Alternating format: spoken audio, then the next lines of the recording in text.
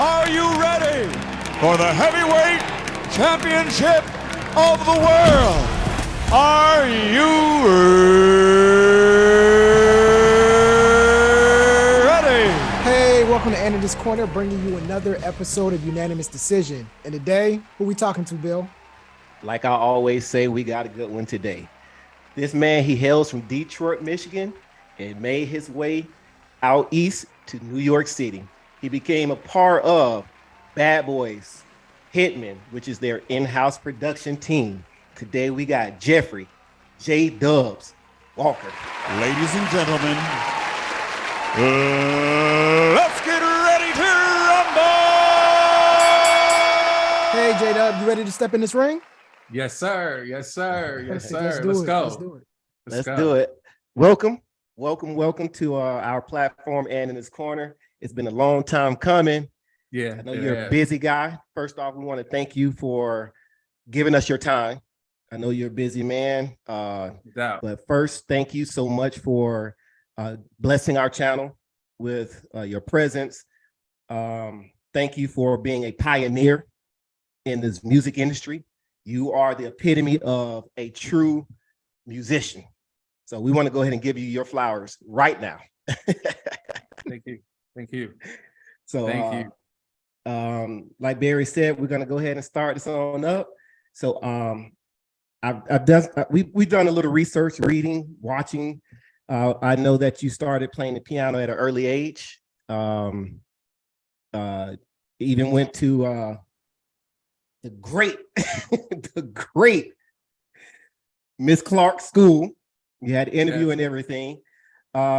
How much did that process improve your piano playing? By leaps and bounds, man. My grandmother discovered that I can play the keyboard, like that's about nine or 10. So she had the wisdom and the foresight to say, hey, he has a gift, but let me put him in piano school so he can learn how to read music. So I was studying classical and jazz before I got to the conservatory. Mm-hmm. So when I got to the conservatory, it just enhanced everything that I learned classically and jazz. And it just really brought it full circle because I studied under the great Twinkie Clark, right? So I'm learning up under her and her chord structure, and her chording was just so prolific, and it still is to this day. So I'm learning under her, and then there were other great instructors at the conservatory as well, right? So after my class, I'm the nerd. I would stay till the conservatory shut down, like 10:30. I'm calling, okay, Ma, you come get me, like, right? It's dark. So I would sneak out of my classes, and then I'll go look at the other instructors, and I'll just sit and just, get what they were doing. So studying at the conservatory really just brought my gift just like full circle. And that's really where, like J-Dub kind of took off, from there. Okay. And obviously seeing Miss Clark, Twinkie, Maddie, God, her organ playing, her style has influenced so many people. I would probably, and I'm maybe, you can expound on this. I would have probably just been sitting there in awe. Yeah. I don't even want to touch it. Let me sit back, hands behind my back, and I just want to watch. But you know what? At that age and with my gift, I was just soaking it all in. It wasn't like, I didn't really realize that I studied under her until years later. I'm in my 20s, and then I'm doing interviews, and they're like, "Yeah, who'd you study under?" And I'm like, "Damn, I did. Twinkie Clark did teach me how to play organ, right?" So it is a big deal. So as you're going through it, though, I was just, and my gift, it was huge, man. And Mama Clark, Maddie, saw that in me, because you had to basically like do an interview and kind of audition to be in the conservatory. And we went in our office, She's like, oh, that boy got a gift. And she put me with Twinkie. Yeah.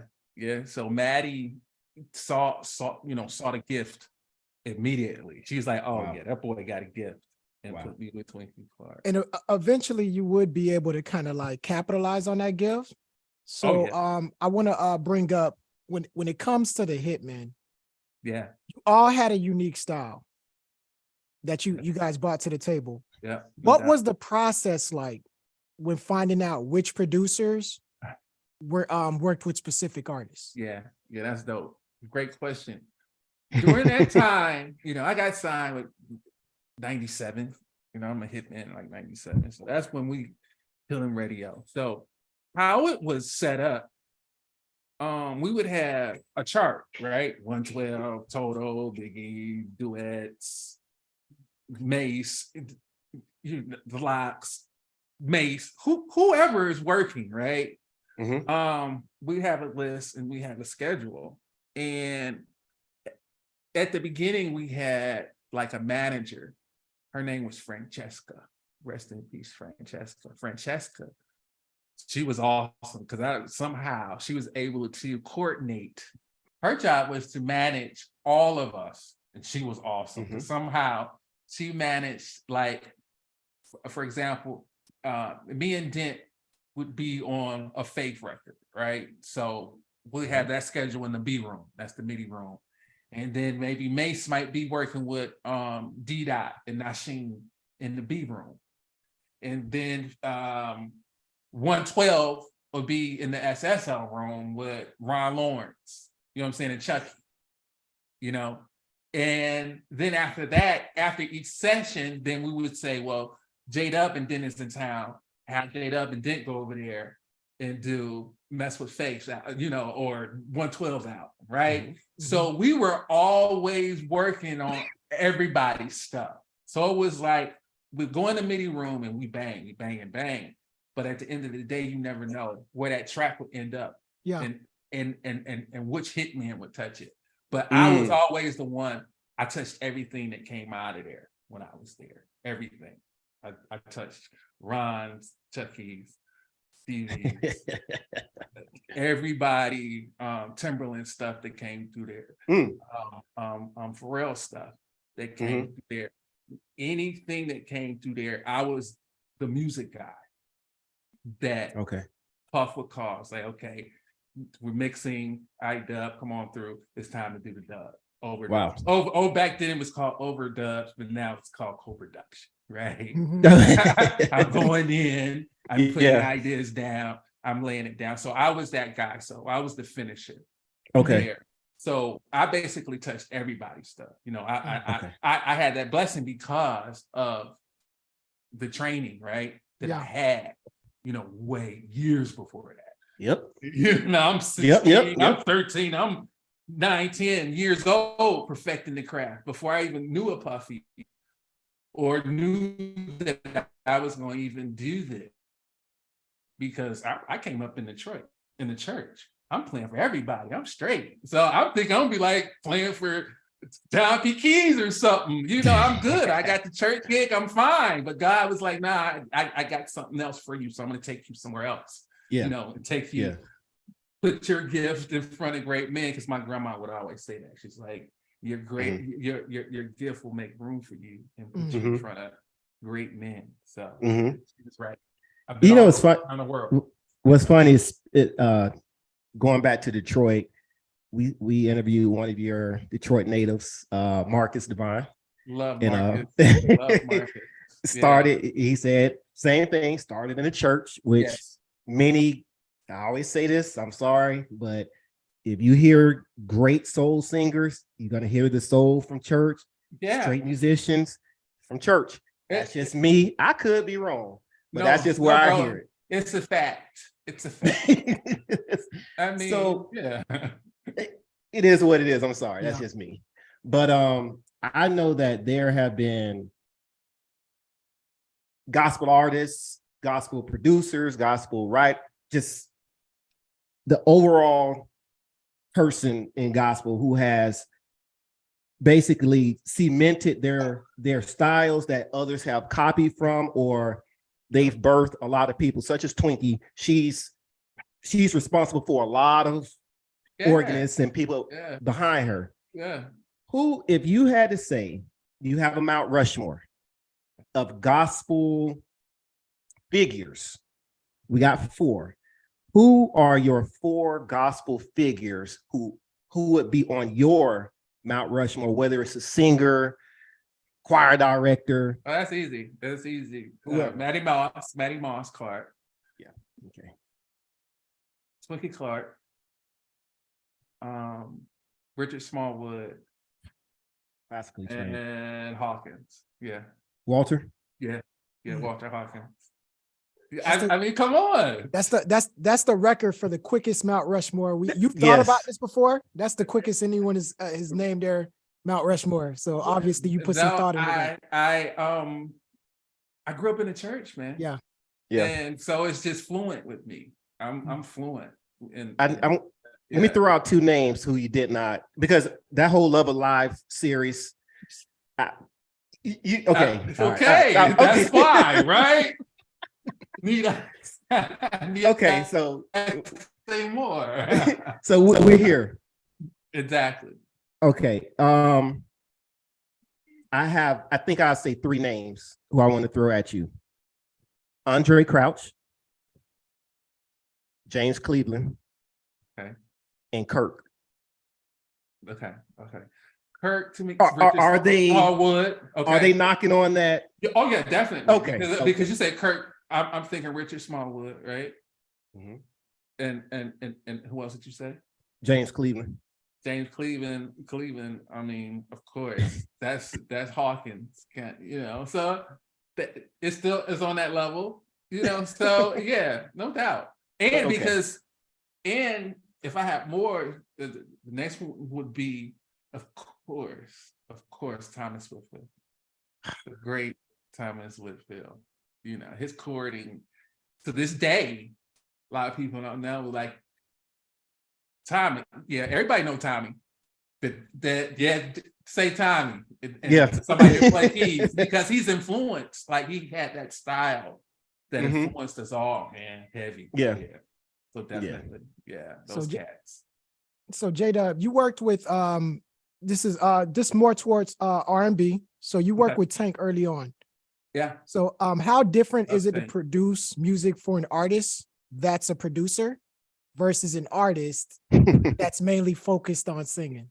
Okay. Great question. Being that I had the luxury of having great A&Rs, right? Mm-hmm. So they would set the session up.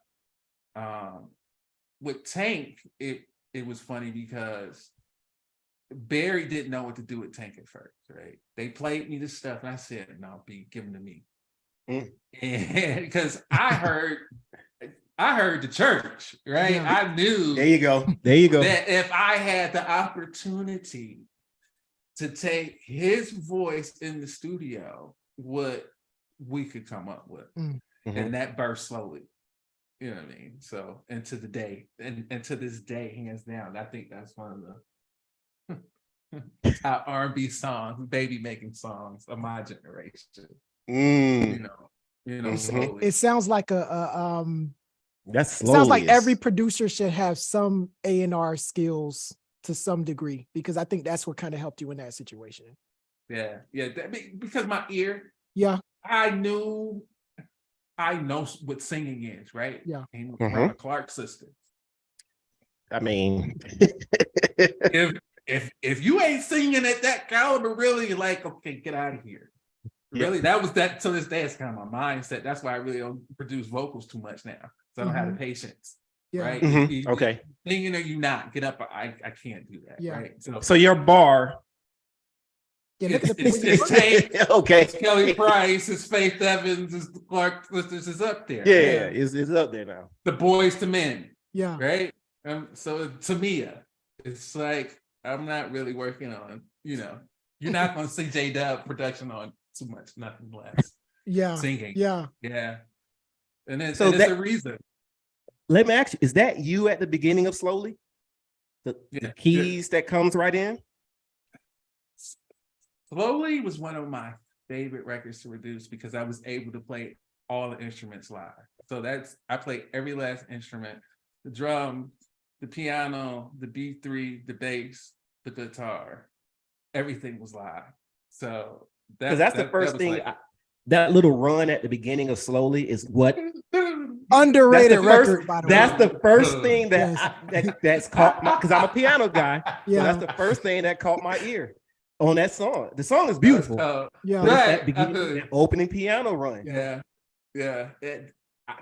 I remember making it like at Chungking. We did that track at Chungking Studios because I was working on his album and Aaliyah's album at the same time. So I had like the big room, the big SSL room in Chungking. Like I had a gazillion faders, right? We called it the spaceship.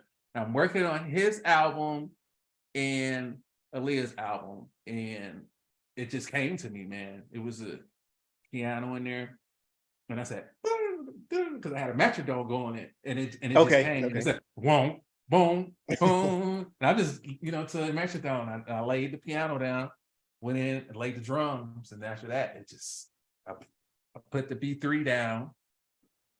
I laid the B3 and listened to it, laid the bass, played the guitar, and then finally, I did the stabs, overdubs, the stabs and some strings and stuff. But yeah, it was fun. Is Tank underrated? Yes. I would say in the sense that he doesn't get all the accolades that I think he deserves right now. I think what messed Tank up is he came out in an era where music was changing, right? Yeah. It was changing, and it was going more over to the process side. It was going more into the Melodyne and the auto-tune and all of that. And so music was changing, and Tank's voice was so pure, right? And had so much soul, they wasn't ready for that. And music wasn't doing that. So it took a minute for music. It always takes a minute for music when it's in that fast stage to catch up with what really music is all about. So I felt now currently he's starting to get more of his accolades and more of his roses now. And his longevity is crazy. Yeah.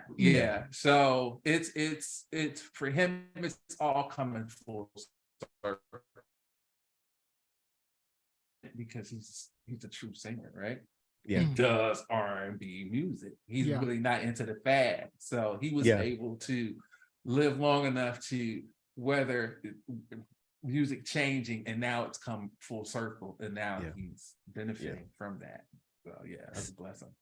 So I'm going to jump a little bit because of the singing, and we're talking about Tank probably missed his key era. And I'm sure if you look at Tank now, I'm sure he would have loved to be in that 90s era, that early 90s. Oh, he would that Carl Thomas era. Yes, sir. Yes, sir. Dave Hollister era. The Dave Hollister. Yes. Yeah.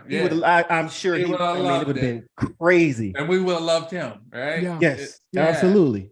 No doubt. But the R&B ballads from the 90s were true ballads. Soft. A lot of them were soft, where the voice was I would say the voice was the main thing that we wanted to hear. How are you going to make us feel with that ballad? Yeah. Today, I don't hear ballads. Not from a lot, let me back up. I don't hear ballads mainstream. Let me say that. Because people are still making their ballads. Yeah, no doubt. Tyrese just dropped a banger. Yep, sure did. Boy, Jesus Christ. That was a banger. Yeah.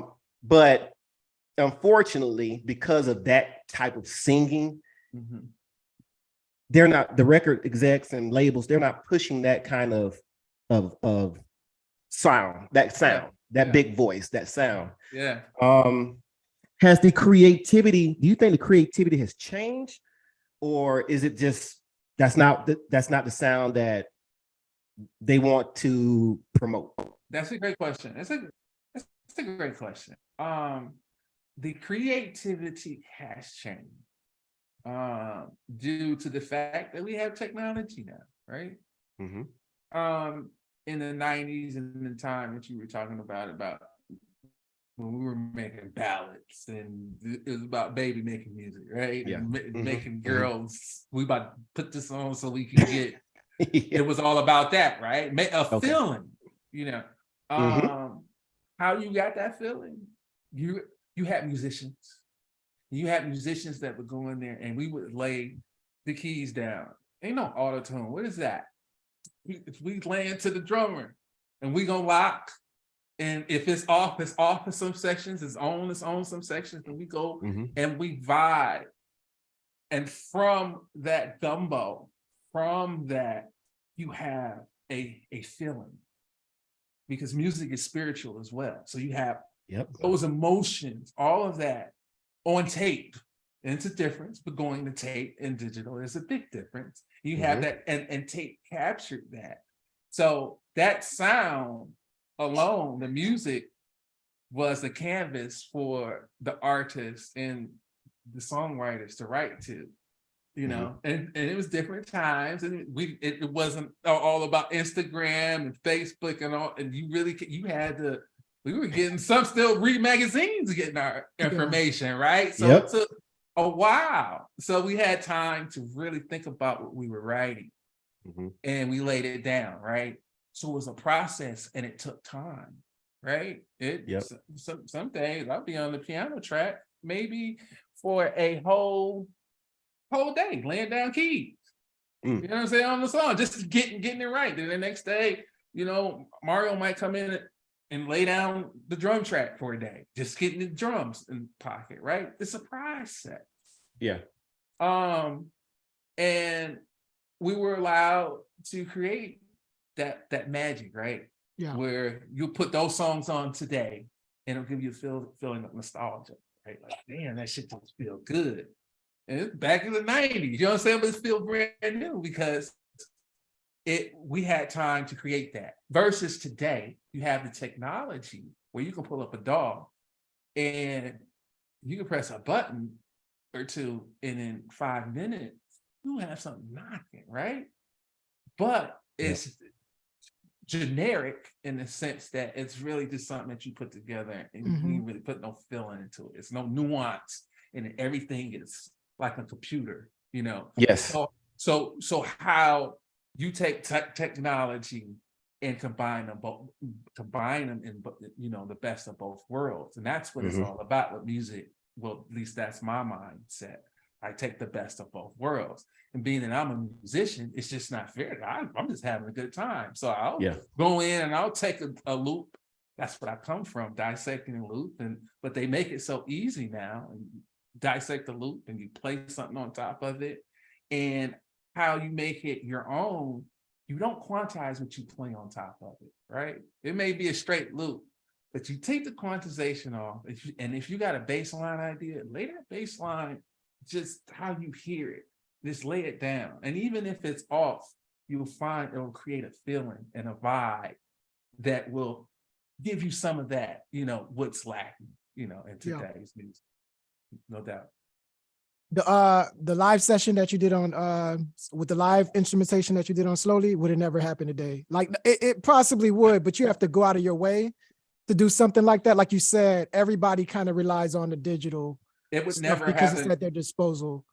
It would be rare. If you did it, it wouldn't be a lot of it. Sadly, it wouldn't get a lot of attention. It wouldn't get no attention. And some That's of it crazy. Some of it is not that I was being programmed, but there was, I think anticipation is a factor as well. Like you said, reading through a magazine, hearing that an album's coming out in 3 months, as opposed to seeing Instagram and then my favorite artists are pumping music out every day. So there is some type of tutelage programming wise to say, hey, sit with this record. Because some of the records we talking about, they had to grow on me. It had to be a couple of defining moments, me driving in my car, like, I like this song. Okay, now I love this song. We don't necessarily have that opportunity anymore.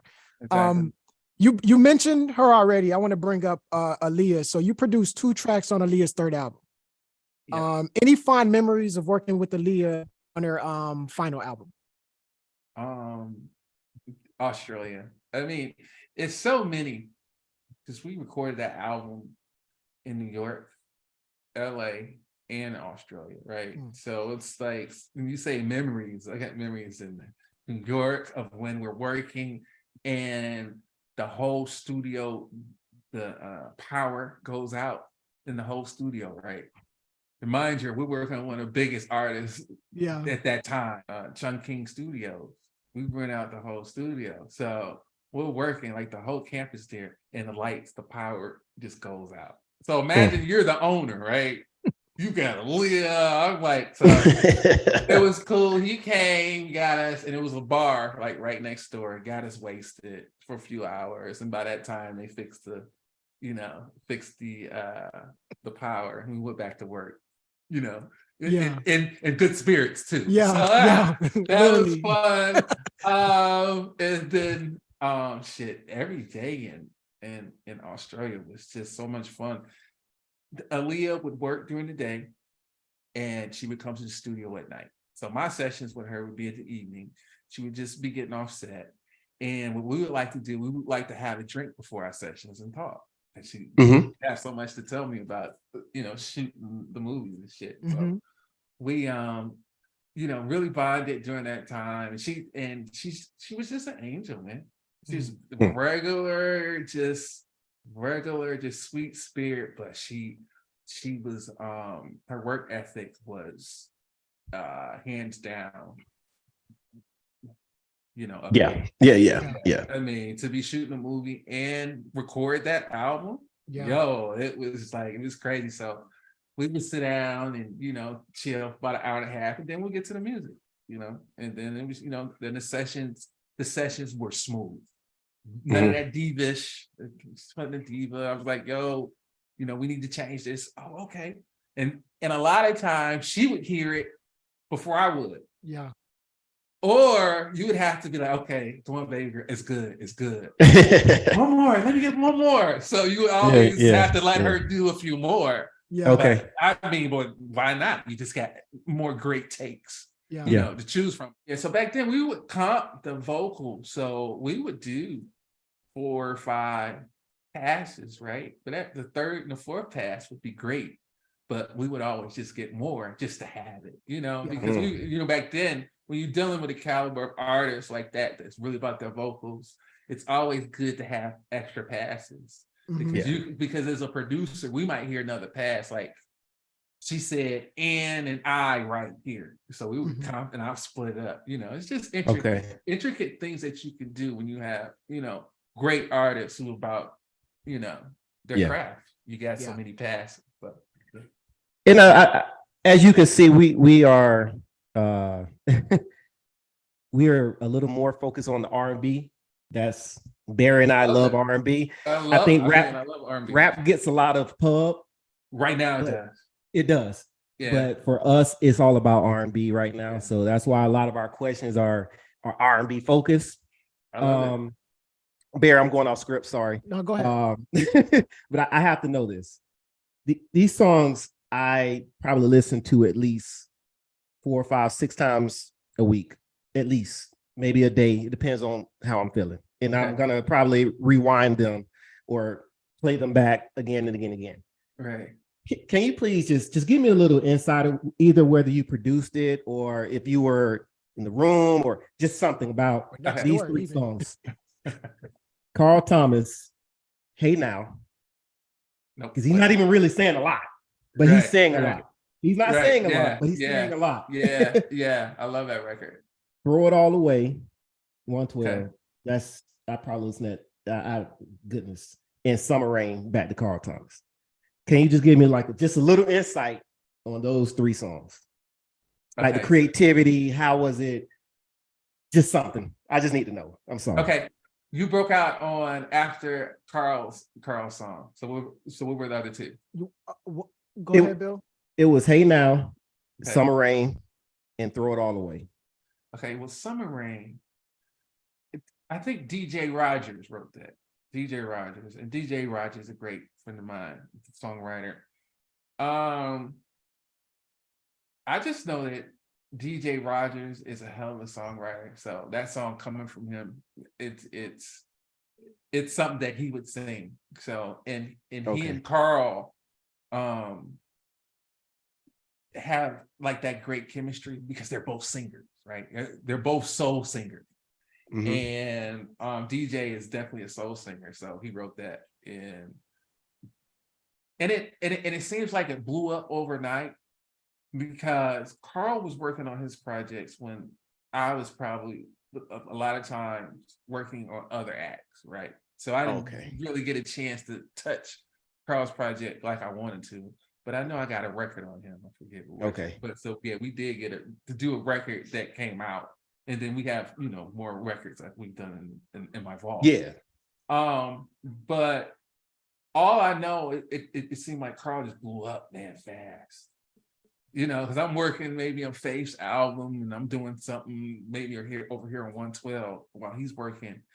And, I look up, I'm like, damn, Carl's blowing up. So, and back then, everything was moving so fast. You have to realize, like, I work on a record on a Wednesday, like I go to New York because Atlanta's always been my base. And so I fly to New York on Wednesday, work on Love Like This. I'll come up there, face Love Like dun, dun, dun, dun. Dotton already got it banging, so I'll come in, I'll play the strings and the chords, and I'm done on a Thursday. I'm back home at Phipps Plaza or Lennox on Saturday, for real. Yeah. And Versace, you know what I'm saying, buying something, and Love Like This is on the radio. Yeah, so that was our like, turnaround. We were just one button. Wow. Yeah, we were one button factory. sends it to all the stations. And I don't know what Puff had going on. They had a machine, right? We had a machine. Like, literally Thursday. I'm okay. I'm good. I'm banging them. I'm like, literally, I'm in the store and I'm like, yo, this can't be real. Like, that's one moment when I realized, like, I can't even tell nobody this really because they wouldn't believe me how fast this song that I just worked on is on the radio in like less than 3 or 4 days, banging. So the turnaround time just incredible because the chemistry was there, right, and the level of talent, and it just all met. You guys had the same benefit people have with social media today. Y'all just didn't have social media, at least at Bad Boy. Like that was a machine. Yeah, it was a machine, man. And the thing about it, I think one of the reasons why we were so successful is because we just wanted to make people dance. And we were all young, right? We were all young. We were all 21, 22. Younglord, I think Younglord at the time, he was like 16, right? We're all young. We're just kids, man. Just 16. Young Lord. Yeah. Young Lord was a baby back then. And we were just kids, man, just vibing, making great music. And we had the luxury of being around great artists and having a machine. And it just happened for us. But it just happened quick. So it went like we really realized we was on the radio until, years later. Okay. Yeah. We got a verses. Are you familiar with the verses? Watching any of them? Yeah. Okay. All right. Yeah. You gotta love those. All right. So we get. Nobody want that smoke. Okay, so that's why. So okay, that's why it ain't been one. It probably won't be one. So question we had. He ready, boy. I love he ready. Hitman versus And keep in mind, you said you got some. All right, go ahead. Answer the question. Hitman versus who wants to smoke with the Hitman? The Hitman versus anybody. Like our catalog. You know how they say numbers talk, right? Yeah. Pull up the catalog. Yeah. Okay. Okay. And that's just one level, though. Yeah. If we're talking about that, and that's cool. I mean, because everyone who's had a hit understands that hits are still blessings from God. Yeah. We don't know what a hit's gonna be, really, right? Like you will have that feeling, but until the people, you put it out and the people say so. So on that level, if you want to go to but the catalog though, song for song, hit for hit. So sonically, numerically, but my thing is the most fun is they don't want that smoke where they have the Hitmen versus like really had a camps there and just go in the studio and bang, right? Wait. So you saying nobody want that smoke? Like that's the smoke that we want. So you right? saying like because we got the hits, we got the awards, we're music. That's the easy part. We know that. That's easy. So let's go and make a bang. But let's go in the lab and really like we really do that, you know, and the track record proves it. And any day of the week, we'll go in the studio against anybody, hot now or then. And I have a question. I have a question. So I didn't actually recognize your Atlanta roots until Detroit and Atlanta, but Detroit and Atlanta. Yeah. Like, so this may be controversial. Yeah. So speaking of verses, JD confirmed that him and Puff are scheduled to battle this year, right? Yep. What will be the outcome of that scenario? Take your Atlanta bias and your your Hitman bias out the way, or leave it in there. No, he's a part of the catalog. I'm a part of that catalog, right? Yeah, you are. Yeah, so satisfy you. You make up north of 40% of the songs that are possibly and everything that a lot of that stuff I've touched. Right? All right, so explain to us because there's been some speculation online, but then you being part of the catalog and also being from that era, what's going to happen if that happens? Like, what's going to be the outcome? It's going to be a night of hits, man. It's going to be a night of partying, of nostalgia, because between our camp and JD's camp, that's a party, bro. Yeah, it is.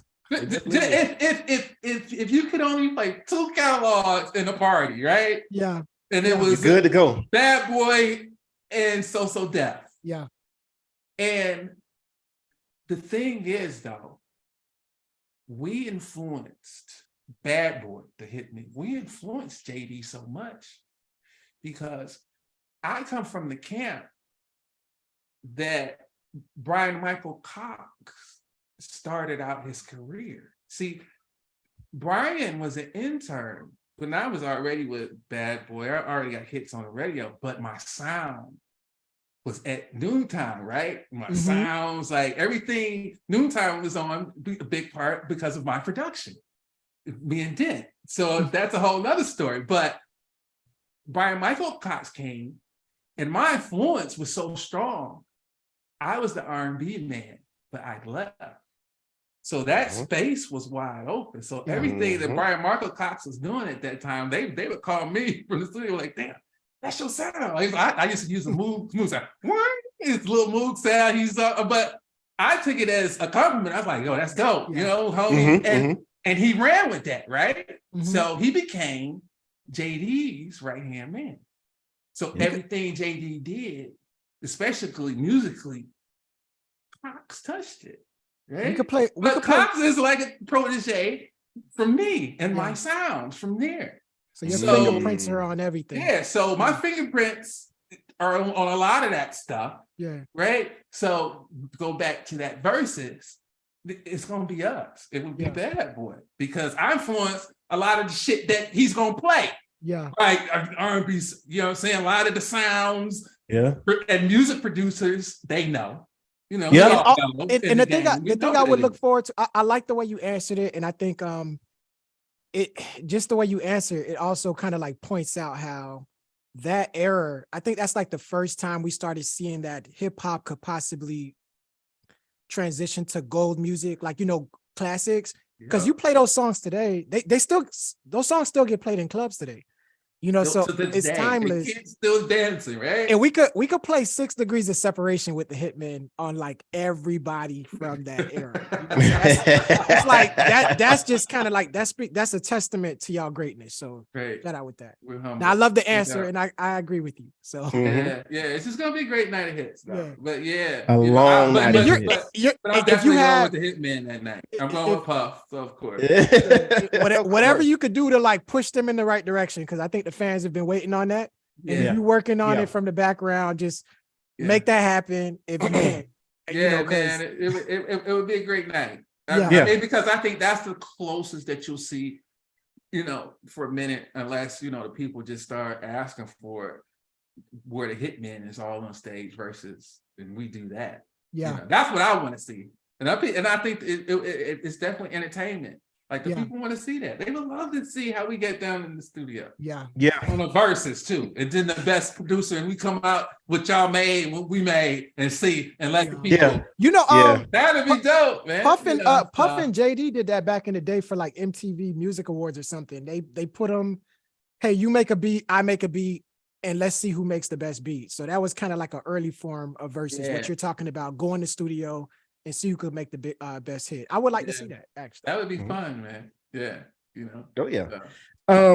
You've been able to work with some of the great artists, Gladys Knight, Puff, the whole Bad Boy Camp, SWV, right? Oh goodness, Kelly Price, so forth.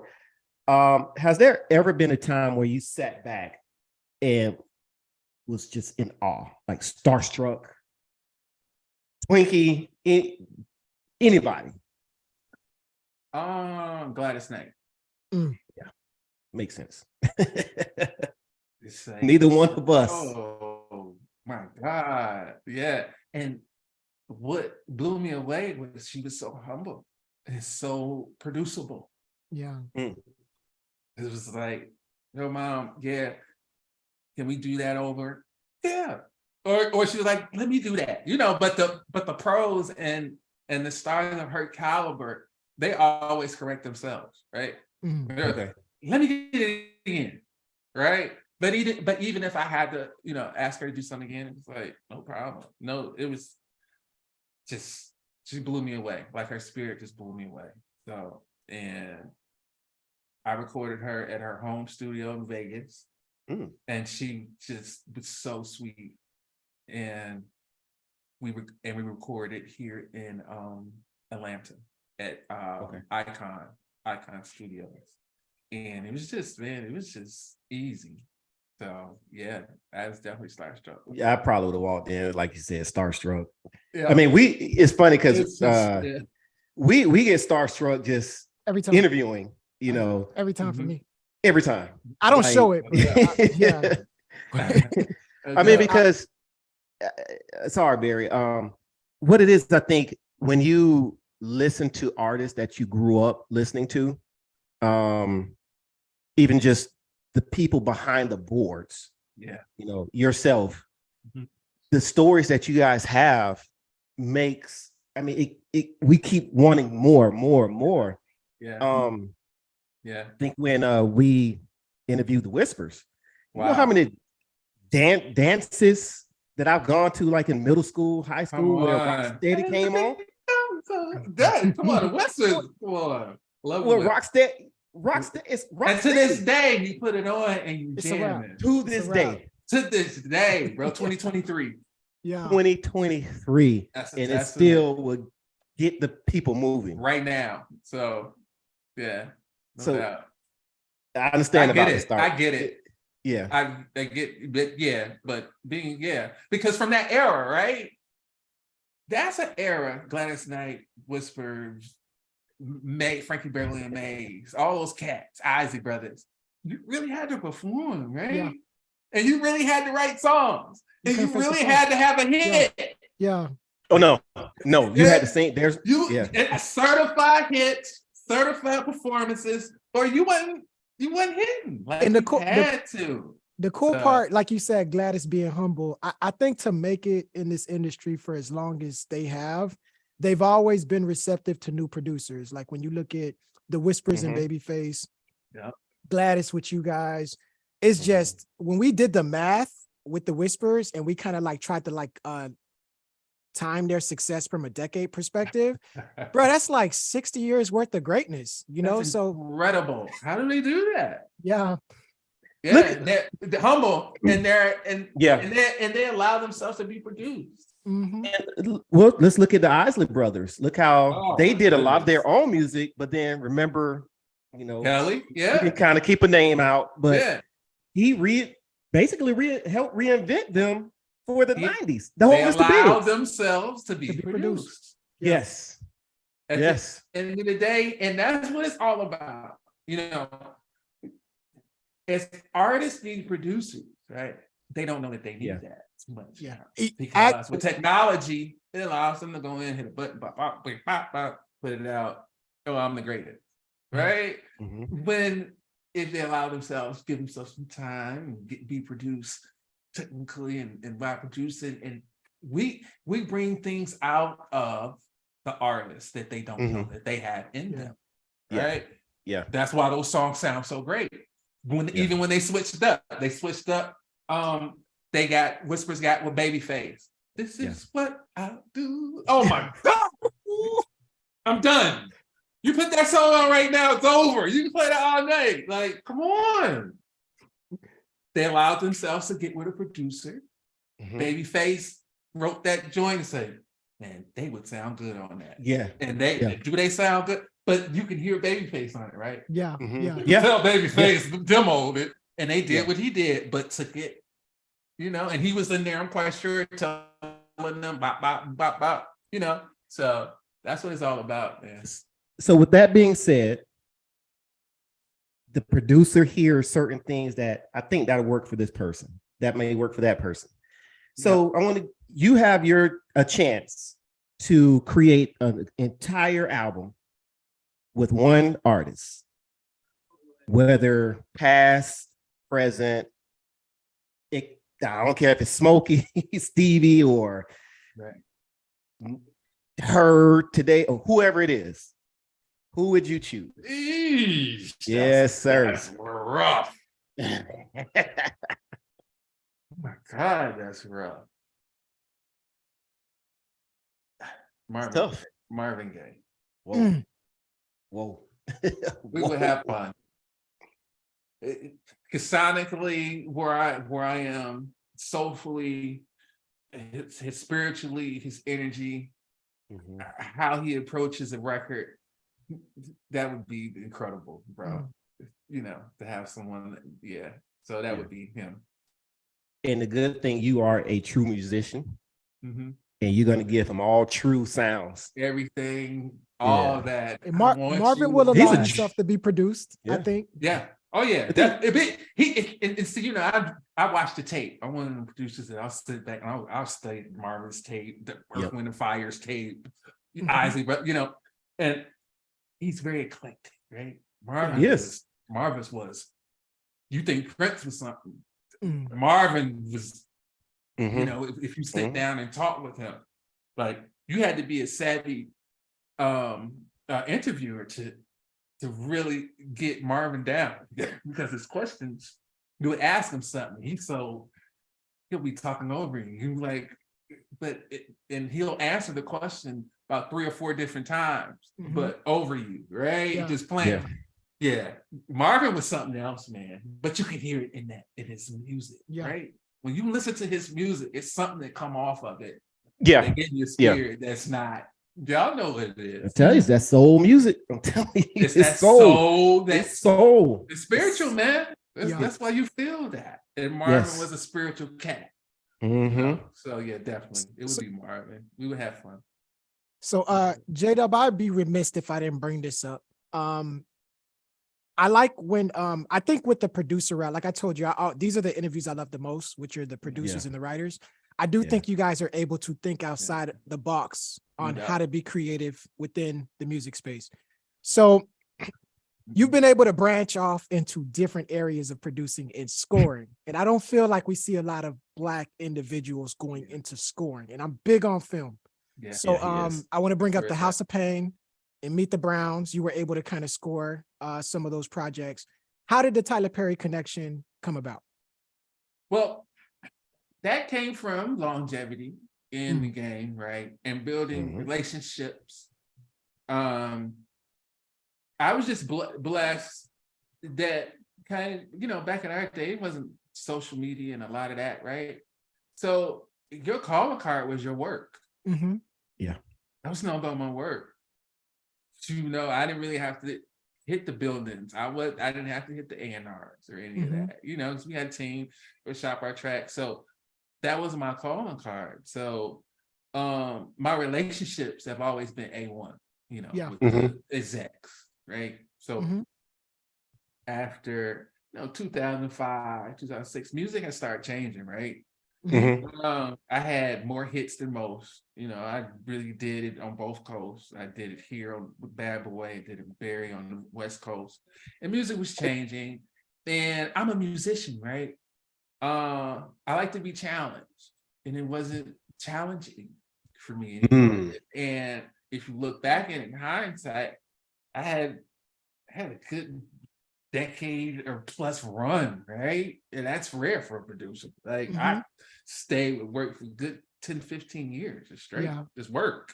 So I'm in the studio so much, it started getting redundant, right? And I wasn't challenged. Baby girl died, Leah died. That was traumatic, right? Because it was hard going to the studio after that. And then music, it just wasn't a challenge for me anymore. So being that I'm a musician and I started in church, how God works, I got a call. Like, this is like 07, right? My uncle was like, yo, Dad, my musician just quit. Can you come up here and help me? Right? I'm like, that sounds like a good idea. And he's the pastor of the church, Clarksville, Tennessee, Mount Grove in Clarksville. And I went up there and I became the minister of music of his church for like 2007 to like 08 or 09 in Clarksville when I was playing for my uncle. You know, the hunger for the music came back. I was content because I was being challenged musically. And that's really what I had needed at that time too. So I played for his church for a good 2 years. And then I got a call in 2009 from one of those relationships that I was telling you that I built in my early noontime days and Bad Boy years. Shantae Page, she was a music supervisor at Tyler Perry's studio, right? And I got the call like on a Friday. She was like, Doug, Tyler Perry's music guy, he just quit. And we need like 100 beds. Music beds are what I was scoring. So I would watch something, I play it, they'll say, make it happy, sad. Oh, that's a bed, right? Yeah. Okay. They wanted like 100 of them, right? You know, just to see what I could do. I'll make a music bed in 2 minutes, right? It's nothing for me. So I'm like, she's like, I'm looking at the phone. I was like, okay, you have it. Saturday, I sent her to bed, music bed. She was like, oh, Doug, this is perfect. Monday, I get the call. He loves it. You're hired. So from 2009 to like 2012, 2011, about 2.5 years, I've scored Meet the Browns, House of Pain. And those two. And I've scored a few of his plays. You know, I scored a few of his plays. His brother, he shoots Embry Perry. He shoots movies. So I was able to score a few of his movies. Wow. Then from that, I was able to score another faith-based film. And I did a few more scoring projects. So I was really getting into scoring from everything that I did from Tyler. It just opened up. I mean, and then you say Tyler Perry. Yeah, that's a good resume builder. I've done for ESPN. I've done stuff on ESPN, Fox, all of that, commercials. You know, it's not I'm a huge film buff, and that's not a space that you see. You know, a lot of African Americans get into. Do you know why? Because you have to be a musician and you have to be weird enough to like that type of stuff. Yeah. Because it's tedious, and it's something that that you really want to do. And that was something that I really wanted to do. Yeah. I would watch like the Cosby Show and other shows, and I hear that music. I was like, man, I could do that. Yeah. And how God had it set up. He was like, yo, okay, I'm gonna put you, you're gonna be able to do that. So now I have that, and it's a blessing because now I can I'm in syndication. Yeah. So they're always playing that. Yeah. They're always that dominates 60% of the BET programming. So you always and he's always doing new deals. So anytime, so it's a blessing. Netflix, So Hulu, you like, there. Yeah. So and I actually won my 3rd ASCAP award for doing the music in Meet the Browns, and it was for TV and film. There. Right. Yeah. So I love it. I love that too, because it was like something different. What is the last not Queen of the Dam, but the other one she did with the Aaliyah? action movie. Yeah, the action movie. Romeo. Romeo Must Die. Must Die. Yeah, I got one for that. So oh wow. It was just like all the accolades were on that end. So to get one for TV and film, it was like really cool. That's amazing. Really cool. Yeah. Okay, 2023. Here we are. End of March, heading right into April. What do you have coming out for the people to know? What's new or what's coming for Mr. J-Dub? I have a song coming out very soon, very, very, very soon, on an incredible artist. Her name is Nefertiti. Okay. She's an incredible singer-songwriter artist. And I met her actually, I was in Vegas working with my idol and my mentor, Teddy Riley. I was in Vegas. We were out in his studio and watched her dad work. She was there at the same time. I was there. So we're down in the big studio, and she's up with her husband in like in Teddy's B room in the house. And Teddy's like, I want y'all to meet somebody. Because it was me and Jack Knight and Shannon, who were down there just writing with Teddy. Shannon and Jack Knight are 2 bad boy songwriters and artists. Just to give you some context. So we're out there writing with Teddy. And Teddy's like, come upstairs, I want you to meet somebody. And we come upstairs, and I heard her voice and what they were doing. I was like, whoa. Okay. And Teddy was like, yo, y'all need to change numbers. And okay, we stayed in touch. And she sent me back this record maybe about a month ago. And it just blew me back. And now the blessing with technology, you ain't gotta wait. Right? I was like, yo, send me vocals. Let me mix that. And I mixed it. And yeah, it'll be out soon. Can't wait. And her name is Nefertiti. Nefertiti. Okay. Yeah. We'll look her up. We're gonna look her up. J-Dub, just so the folks could actually follow you to keep track of that. Where can they find you on social media? I'm Dub's World. DUBZ is in Zebra World at Dub's World. Yeah, cool. You can follow me there. Yeah. And we'll put that on the screen too. So hey, Bill, I thoroughly enjoyed this interview. Definitely love talking to you learned some stuff because I know I'm telling you. Yeah, I done learned a couple of things today. I think you dropped a couple of jewels. I love it. Bill, whenever we get a chance to do these, it's always fun. Who should we interview next? Like how can people give us their feedback on who we should target next? Hey, you guys know what to do. Go to our comment section. We call that my 2 cents. Leave your 2 cents. Y'all want us to grab some other people? Let us know who we can grab. We'll do our best to reach out to those people, and we'll bring them in. But always like, comment, subscribe to the channel. That's how you can support us. Go to J-Dub. Please go to his social media handles and follow him. He's going on live showing you he is a musician who is making music I hopped on the last 2-3 days. Yeah. He is in there going crazy. I'm telling you, he's going crazy. I'm going ham. Them keys are nice. The keys are nice. Fall I'm through. telling you, Sure. definitely. Hey, gentlemen, appreciate you for your time. J-Dub, it was a pleasure having you. It's fun. Outside of that, Thank you for having me. no problem. Yes, Thank you sir. thank you for joining. Outside of that, guys, that's all we got. Everybody say peace. Peace. Peace. Love.